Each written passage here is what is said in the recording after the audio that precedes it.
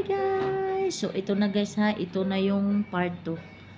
Part 2 ng aking video guys. Sana panoorin nyo ang part 1 again. At panoorin nyo rin ang part 2. Okay? Ano sa ating lahat guys. Good afternoon mga kababayan.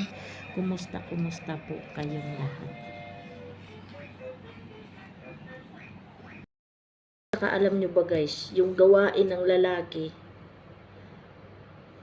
gawain na ni Inday Krishna. Hindi ba kayo natutuwa sa bata na ganun yung buhay niya?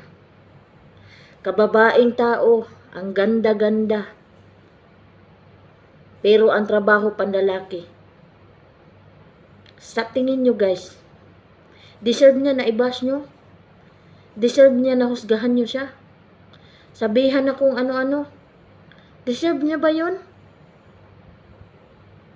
So please, magdahan-dahan kayo sa mga sinasabi nyo naman. No?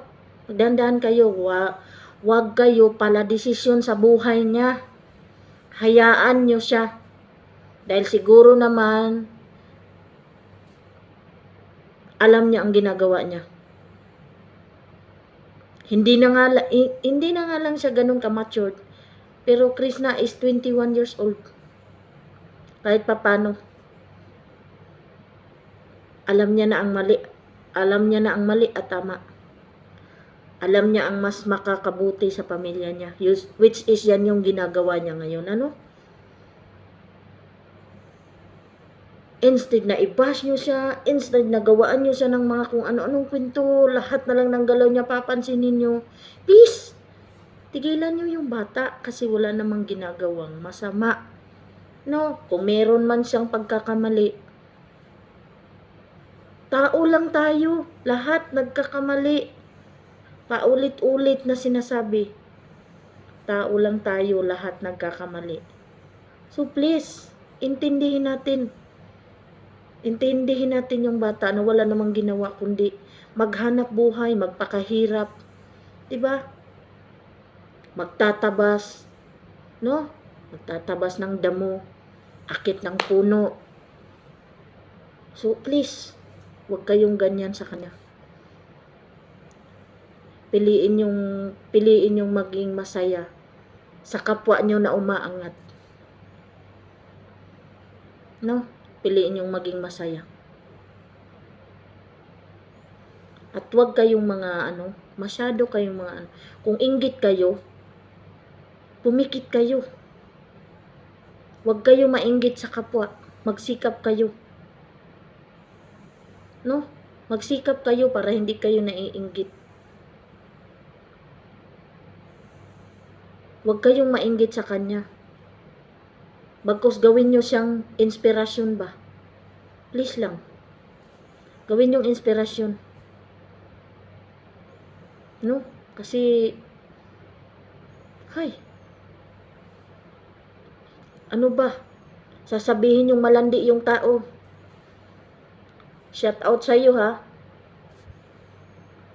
Kung yan ay malandi, sa edad niyang 21 years old ngayon, malamang yan ay may anak na, may asawa na. O baka nga nakarami pa ng lalaki yan eh, dahil sa ganda niyan. Pero wala, di ba? So paano mo nasabing malandi yung tao? Kapal din naman ang mukha mo. Kapal din ang mukha mo, kapal ng apog mo kung pagsalita ka ng ganyan. Alam ko kung sino ka. Baka nga yung lahat ng sinasabi mo, binibintang mo kay Inday Krishna, ikaw yung gumagawa. Sarili mong gawa, binibintang mo sa iba. Kapal naman ang mukha mo.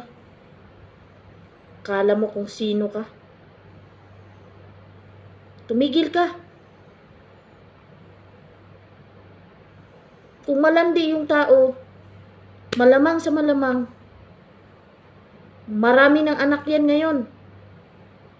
At baka nga marami pang asawa.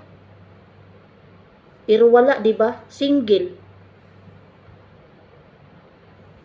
So wala dapat kang sasabihin na malandi siya. Matino siyang tao. Matino siyang babae. Matino. Mm. Di ba nga, wala nga boyfriend? May nanliligaw, oo, pero wala siyang boyfriend. Sasabihin niyo malandi. Sarap niyong pagmumurahin ng kaliwat kanan. Kapal ng mga mukha niyo. Kung magsalita kayo sa kapwa niyo, para kayong mga ano. Ano yung mga puso niyo? Mga bato. Yung gawain niyo, wag niyong ibintang sa iba. Yung gawain mo, wag mong ibintang sa iba, no? Kapal ng mukha. Nanggigigil ako sa'yo talaga. Kapal ng mukha mo talaga. Saka alam nyo ba, yung mga lahat ng sinasabi nyo, sa tingin nyo ba, hindi nyo nasasaktan si Sir Paul dyan? Ayaw ni Sir Paul ng ganyan, di ba nga, pakiusap ni Sir Paul, natigilan nyo si Krishna. Dahil malamang sa malamang, ayaw ni Sir Paul talaga na sinasaktan nyo si Krishna. Mahal ni Sir Paul si Krishna. No? Hindi natin alam na nag-uusap sila. Nagpalitan ng message sa isa't isa. Nagbi-video call sila. Nag-uusap sila sa call. Hindi natin alam yun kasi nga private na nga yung relasyon nila. Private na nga sila, diba? So please, tumigil na kayo. Kung solid supporters kayo ni Sir Paul, tigilan nyo si Krishna. Huwag nyong saktan ang puso ni Sir Paul. Kasi ramdam kong nakikita ko, nararamdaman ko na mahal ni Sir Paul si Krishna. Mahal nila ang isa't isa. Hindi lang natin nakikita yun. Baka mamaya lahat kayong mga basher, lahat kayong mga against kay Krishna, magugulat na lang kayo isang araw, no? Na yun na pala yung pakakasalan ni Sir Paul, no? So please, kung mahal nyo si Sir Paul, mahalin nyo rin yung kung sinong mahal niya. Yun lang yun. Parang sa mag-asawa lang ba? Na mahal nyo yung asawa nyo, mahalin nyo rin yung mga mahal niya. Ganun yun. Kung mahal kayo ng asawa nyo, siyempre mahalin din nila yung mahal nyo. Halimbawa, kung mahal nyo ako, mahalin nyo rin yung mga mahal ko sa buhay. Ganun yun. One-sided kayo eh. No? Hindi ba pwedeng mahalin na lang natin silang dalawa. I-support natin sila. No? Suportahan natin, i-like natin yung lahat ng video nila, i-share natin, mag-comment tayo ng good vibes. No? I-marathon natin lahat ng mga video nila. Para instead na maging basher tayo, magaan ang loob natin dahil kahit papano, hindi man sa cash, nakakatulong tayo. Bilang viewers, bilang ano, yun na lang ang itutulong natin sa kanila, no? Like, share, and subscribe. Yun na lang ang maitutulong natin. So, please, huwag niyong gawing basher yung mga sarili niyo. No? Respeto ba sa isa't isa bilang tao? No? Kasi ang kailangan nila respeto, hindi ang panghuhusgan nyo. Respeto ang kailangan. Tayong lahat kailangan magrespeto kayo ba? Kung may respeto ka sa kapwa mo,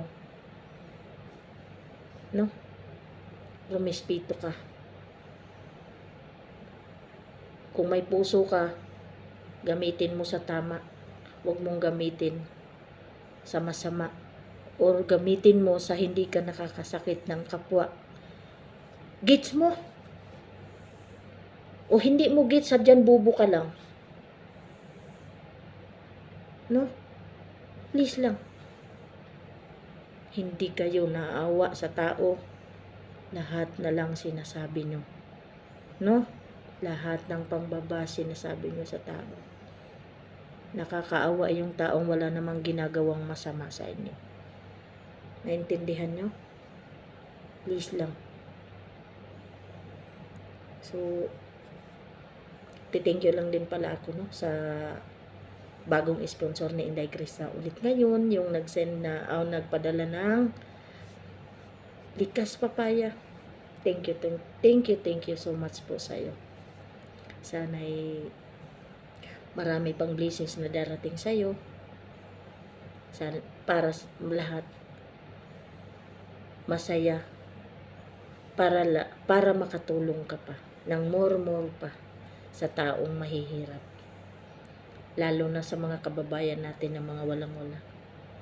So sana, I pray na marami pang blessings na darating sa iyo para marami ka pang ibibigay kay Inday Krishna para itulong naman din sa iba, no? Thank you so much sa iyo. Si Lord na ang bahalang magganti ng good sa iyo. So yun lang guys, no? Thank you for watching. Sana naintindihan niyo yung mga sinasabi ko. Bye bye guys.